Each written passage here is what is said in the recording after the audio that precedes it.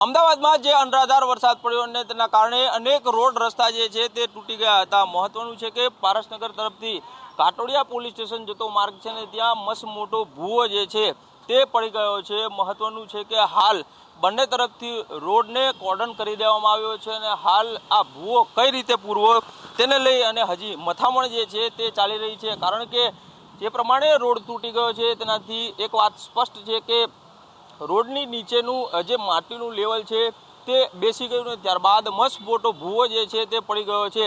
સદનસીબે અહીંથી એ સમયે કોઈ પસાર નહોતું થયું, નહીં તો કોઈનો જીવ જાય એટલો મોટો ભૂવો જે છે તે અહીં પડ્યો છે। ત્યારે અમદાવાદ શહેરમાં નહીં માત્ર આ એક પરંતુ અનેક જગ્યાએ રોડ પણ તૂટી ગયા છે અને આ વરસાદમાં લોકોને પારાવાર હાલાકીનો સામનો જે છે તે કરવો પડ્યો છે। ત્યારે મહત્વની બાબત છે કે કોર્પોરેશન દ્વારા આ ભૂવાને તત્કાલ રીતે રિપેર કરવો જરૂરી છે।